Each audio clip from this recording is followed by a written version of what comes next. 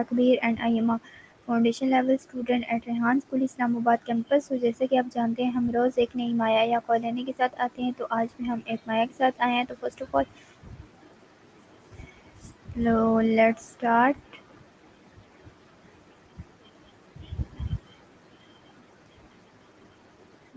Hello Maya. Yo, what's cooking? Hello Maya, अस्सलाम वालेकुम, how are you?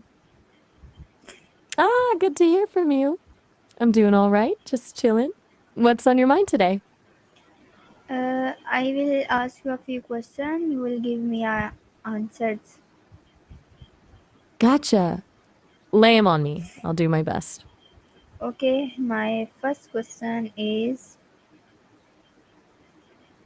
All right, shoot. I'm listening. my topic is air breathing life into language, and my first question is, what is air made up of? Okay, interesting topic. As for what air is made up of, mostly nitrogen and oxygen, actually. About 78% nitrogen and 21% oxygen. The rest is a little bit of argon, carbon dioxide, and other gases. It's a pretty simple mix when you break it down, but essential, you know? Anything else on that, or should we move on? Okay, thank you very much. No problem at all. What's the next question? Yes, my next question is, which gas in the air is essential for human survival? That's an easy one. Oxygen. We need it to, well, literally breathe and keep everything ticking. Our bodies use it to turn food into energy. Without it, not so good. Makes sense, right? Anything you want to add to that, or should we keep going?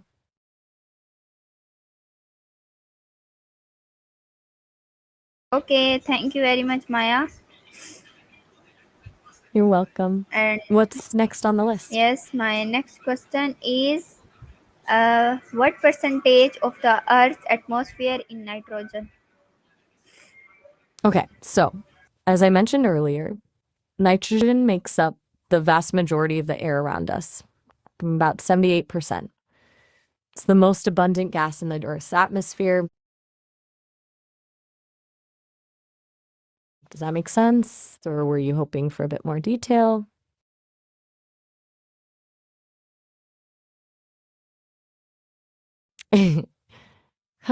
What's the next question? Okay, Maya, thank you very much. You got it. What's on your mind now? Yes, my next question is, which layer of the atmosphere contains the ozone layer? Good question. The ozone layer is located in the stratosphere. It's that layer above the troposphere where we live and below the mesosphere. It's super important because it absorbs most of the sun's harmful ultraviolet radiation.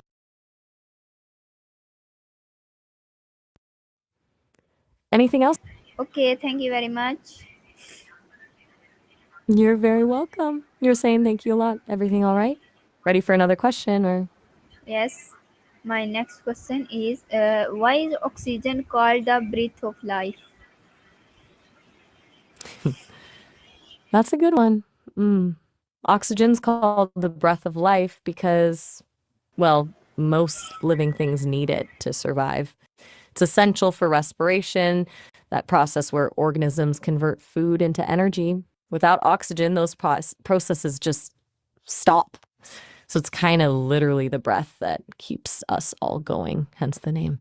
Makes sense, huh? Okay, Right. thank you very much. Pretty straightforward. You're super polite, honestly. Oh. All right, hit me with the next one when you're ready. Yes, my next question is, how does air pressure change with altitude? Okay, so air pressure decreases as altitude increases. Think about it like this. You've got all this air stacked on top of you when you're at sea level. The higher you go, the less air is above you, so the pressure drops. That's why your ears pop when you fly or drive up a mountain. Does that make sense? Okay, thank you very much. Nice answer. Glad you liked it. You're welcome. What's next? Yes, my next question is what is air pollution? Okay. So, air pollution is basically when harmful substances like gases, dust, smoke, or even tiny particles get into the air. It can come from things like burning fossil fuels, factories, cars, and even natural sources like wildfires. It messes with the air quality and can be bad for our health and the environment. Pretty grim stuff, honestly. Okay, nice answer. Thank you very Yeah, much. that's about. You're very welcome. You're keeping the thank yous come in, which is nice, but don't feel like you got to do that after every answer, you know? What's the next question? Yes, my next question is name two major causes of air pollution. All right. Two major causes of air pollution. Definitely burning fossil fuels like coal, oil, and gas for energy and vehicle emissions. Those are huge contributors for sure. They release a bunch of harmful pollutants into the air. Anything you want to expand on with that, or should we move on? Okay, thank you very much. You got it. Another one come in? Yes, Everything all right? yes. You went quiet for a sec. Okay. Just let me know when you're ready with the next question. Yes, my next question is Yeah, all good. how does air pollution affect human health? Okay, so air pollution can mess with your health in a lot of ways. It can cause respiratory problems like asthma and bronchitis, heart disease, and even cancer. Can also irritate your eyes, nose, and throat. Basically, breathing polluted air isn't good for anyone. It's especially dangerous for kids and older adults. Anything else on that you want to explore, or should we keep going? Okay, thank you very much. Maya, please give me a long answers. Oh, you're welcome. Okay, a long answer coming up. So, air pollution doesn't just cause immediate things like a cough or irritated eyes. Long term exposure can lead to some seriously nasty health issues. We're talking chronic respiratory diseases, cardiovascular problems, and increased risk of lung cancer. Tiny particles in the air, called particulate matter, can get deep into your lungs and even enter your bloodstream, causing inflammation and damaging organs. Ozone and other pollutant can reduce lung function and make asthma worse. Exposure to air pollution is also linked to developmental problems in children and can even affect cognitive function. Basically, it throws a wrench into pretty much every system in your body. It's not something to take lightly, honestly. Does that give you the kind of detail you were looking for? All Okay, right. thank you very much, Anything you want to? Maya. You're super welcome. All right. What's next? Yes. Another question? Yes, my next question is what is the role of plants in cleaning the air? Okay. Good question. Plants are pretty awesome at cleaning the air. They absorb carbon dioxide during photosynthesis. That's how they make their food and release oxygen, which we need to breathe. They also absorb some pollutants through their leaves, like benzene and formaldehyde. So basically, they help filter the air and make it cleaner for us. It's why having plants around is generally a good idea. Okay. It's a natural air purifier, kind of. What do you think? Is that making sense? Or do you want me to dive deeper? Okay, thank you very much, Maya. All right. Ready for another? You got it. Seriously, you're very polite. What's next on the list? Yes, my next question is how does deforestation affect air quality?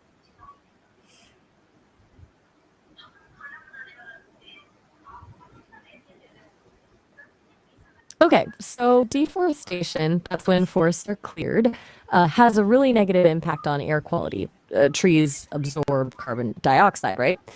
So when you cut down forests, there are fewer trees to absorb that CO2, which leads to higher levels of it in the atmosphere, contributing to climate change. Plus, burning forests to clear land releases a ton of pollutants into the air. It's a double whammy. It messes with the whole balance. Okay, thank you very much, Pretty Maya. bad. You're very welcome. Ready to keep going, or are you good for now? Yes, my next question is, what are greenhouse gases? All right. So, greenhouse gases are gases in the atmosphere that trap heat. Think of it like a greenhouse. The glass roof lets sunlight in but prevents the heat from escaping. These gases, like carbon dioxide, methane, and nitrous oxide, do the same thing, keeping the earth warm enough to support life. But when we release too many of them, they trap too much heat, leading to global warming and climate change. It's a delicate balance, honestly. Make sense? Want to unpack any part of that? Okay, thank you very much. You're very welcome. You're killing it with the thank yous. Haha. Hit me with another question when you're ready. Yes, my next question is, which air pollutant causes acid rain? All right. So the main culprits behind acid rain are sulfur dioxide and nitrogen oxides. These pollutants are released when fossil fuels are burned, mostly by power plants and vehicles. They react with water, oxygen, and other chemicals in the atmosphere to form sulfuric and nitric acids, which then fall to the earth as acid rain. It's rough on the environment, messes with ecosystems, and can damage buildings. Any thoughts on that and want to explore it further or want to move on? Okay, thank you very much. And my next question is, how do vehicles contribute to air pollution? Okay, so vehicles contribute to air pollution in a bunch of ways. They release exhaust gases containing pollutants like carbon monoxide, nitrogen oxides, and particulate matter. These contribute to smog, respiratory problems, and other health issues. Even electric vehicles contribute to pollution indirectly through the electricity used to charge them, depending on how that electricity is generated. It's a complex issue, honestly. Okay, thank you very much, Maya. You're very welcome. You're on a roll with the gratitude, which is sweet. Another question brewing? Yes, my next question is, what is the air quality index? Okay, good question. The Air Quality Index, or AQI, is basically a way to measure how clean or polluted the air is. It takes into account the levels of different pollutants like ozone, particulate matter, carbon monoxide, sulfur dioxide, and nitrogen dioxide, and gives you a single number and color coded category that tells you how healthy the air is. Lower numbers are good, higher numbers mean the air is unhealthy. It's a useful tool for knowing when to take precautions. Like if it's a high AQI, you might want to limit time outside. Okay, thank you very much, Maya. You're welcome. Yep, still here. What's up? Okay, my next question is, Lay it on me. how Let's hear it. can how can renewable energy improve air quality? Okay, that's a great question. Renewable energy sources like solar, wind, and hydro can significantly improve air quality because they don't produce the same harmful pollutants as fossil fuels. Unlike coal or oil power plants, they don't release greenhouse gases, sulfur dioxide, or nitrogen oxides into the atmosphere. Switching to renewable energy helps reduce smog, acid rain, and respiratory problems. It's a win win for the environment and our health. Okay, A pretty important win, if you ask me. You're very welcome. You want to keep going, or are you good for now? are you ready for me the next question? Born ready. Bring it on. Okay, thank you very much. And my next question is, why is clean air considered a human right? Okay, that's a really important question. Clean air is considered a human right because it's essential for life and health. Everyone deserves to breathe air that won't harm them. Access to clean air is fundamental for enjoying other human rights, like the right to life, health, and a decent standard of living. It's about equity and ensuring that everyone has the opportunity to thrive, regardless of where they live or their socioeconomic status. It's not just a nice to have, it's a basic necessity. Okay, Does that align with how you nice see answer. things? Thank you very much.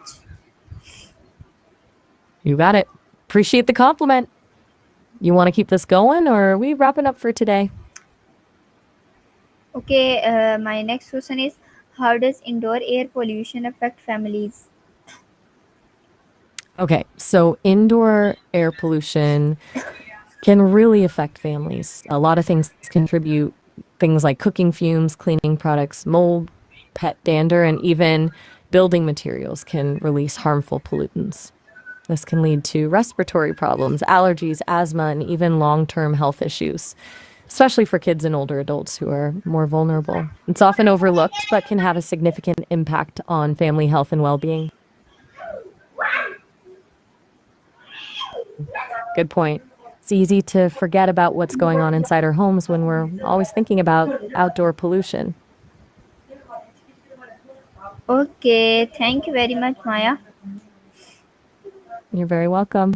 Another question, or are you about done for now? Yes, my next question is, how does indoor air pollution affect families? Whoa, deja vu. We just covered that one.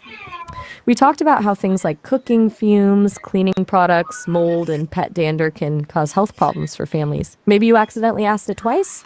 No worries, happens to the best of us. Do you want me to elaborate on anything we already discussed? Or are you ready for a new question? No worries. Sounds like you might be ready to move on. What's next? Yes, yes, my next question is, what steps can governments take to reduce air pollution? Okay, governments can do a lot. They can set stricter emission standards for vehicles and industries, invest in public transportation, promote renewable energy sources, and implement policies to encourage energy efficiency.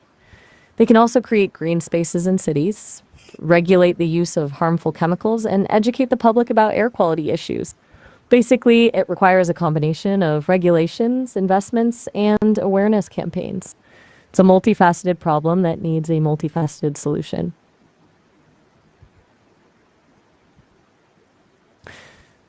Does that sound comprehensive enough, or do you want me to elaborate on a specific point?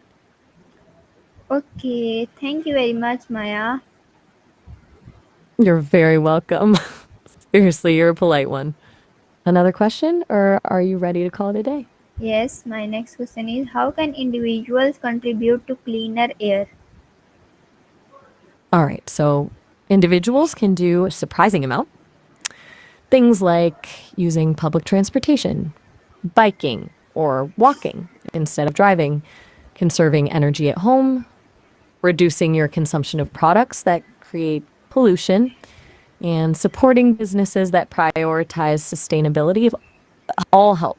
Even simple things like planting trees and avoiding burning leaves can make a difference. It all adds up. Little changes can make a big impact, you know? Okay, thank you very much, Maya. You got it. What's the next question on your list? Yes, my next question is, why do we feel air when the wind blows, but cannot see it? That's a really good question. So, we feel air when the wind blows because the moving air molecules are exerting a force on our skin. It's that force that we perceive as wind. But air is mostly made up of nitrogen and oxygen, which are colorless and odorless gases. Our eyes aren't equipped to detect those gases directly, so we can't see the air itself. It's like trying to see sound. It's there, we know it's happening, but it's invisible. Make sense? Okay. Good. Anything else? Ready for the next? Yes, my next question is, how does air help in drying clothes? Okay. So, air helps dry clothes through a process called evaporation. Warm air can hold more moisture than cold air. When air moves across wet clothes, it absorbs water molecules, turning the liquid water into water vapor. That's why clothes dry faster on a windy day. The moving air constantly replaces the moist air around the clothes with drier air, speeding up the evaporation process. It's all about the air carrying the water away. O- Pretty basic, but important. Anything further about that? Ready to move on? Okay, thank you very much. You're very welcome. Yes, You're my a next super question is, what appreciative. role does air play in the flight of birds and airplanes? Whoa. Hold up a sec. I think there's a bit of a mix up in your question. You said airplane in the flight of birds and airplanes. Are you asking about how the principles of flight are similar for both birds and airplanes? Because airplanes didn't exactly help birds learn to fly. Could you maybe clarify what you meant? I want to make sure I give you a helpful answer. Okay, so you're asking about how air plays a role in both bird and airplane flight? Got it. That makes a lot more sense. Okay, thank you very much, Maya. You got it. All right, what's next? You're Yes. on a roll here. My next question is, why does a balloon filled with air float differently than one filled with helium? Okay, good question. It all comes down to density. Helium is much less dense than the air around it, so it has more buoyancy, meaning it wants to rise. A balloon filled with air is roughly the same density as the surrounding air, so it doesn't have much lift and doesn't float as easily. That's why a helium balloon goes up, while an air filled balloon mostly just kind of hangs there or drifts with the wind. Does that explanation work? Okay. Pretty cool, huh? Physics in action. Ready for another question? Yes, my next question is, how do musical instruments like the flute or trumpet use air to produce sound? All right, so air is super important for musical instruments. With a flute, you blow air across a hole, which causes the air inside the flute to vibrate. Those vibrations create sound waves.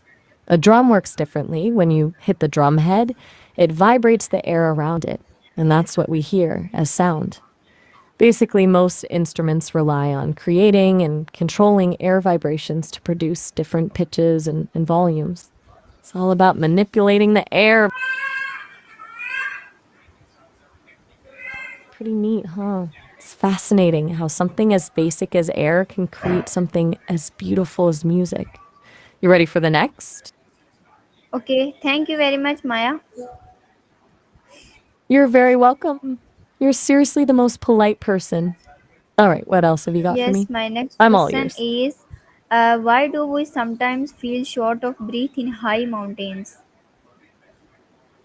Okay, so when you go to high mountains, the air pressure decreases, meaning there's less oxygen available with each breath you take. Your body has to work harder to get the oxygen it needs, which is why you can feel short of breath. It's similar to exercising. You're demanding more oxygen than usual, but at high altitude, there's just less of it available. It's why people often acclimatize to high altitudes gradually to give their bodies time to adjust. So your body kind of needs to catch up to the thinner air. Okay. All clear? Want another one? Yes. My next All question right. is how does air help in burning fire? Gotcha. My apologies. A little brain fizzle there. Okay, so air, specifically the oxygen in it, is essential for fire to burn. Fire is a chemical reaction that needs a fuel source, heat, and oxygen. Oxygen combines with the fuel, releasing energy in the form of heat and light. Without oxygen, the fire can't sustain itself and will eventually go out. So, air doesn't just help burning, it's absolutely critical for it. Does that make sense? Pretty basic chemistry, really. You okay with that explanation? Yes, my next question. Thank you very much, Maya. Nice answer. You're super welcome. Glad you liked it. All right, bring on the Okay, next question. my I'm ready. You're on a okay. roll. My final question is what is the difference between fresh air and polluted air? All right, a great question to wrap things up with. And fresh air is air that contains a normal balance of gases, mostly nitrogen and oxygen, with very few pollutants. It's clean and healthy to breathe. Polluted air, on the other hand, contains harmful substances like dust, smoke, gases, and chemicals that can negatively affect our health. Basically, fresh air is what we need to thrive, and polluted air is what we need to avoid. Make sense? That was a lot of questions. You did awesome. Okay, Maya, thank you It very really was a lot much. of questions, and you were so polite the whole time. Okay, okay, Maya, Oh, thank all you very right. Well, much. it was nice chatting with Okay, you. okay, thank Have a you good very one. much and take care. Allah Hafiz. You too. Allah Hafiz. Take care. So viewer this is our colony so I hope like it मिलते हैं किसी next colony के साथ तब तक के लिए अल्लाह हाफिज़ रेहान स्कूल इस्लामाबाद कैंपस पाकिस्तान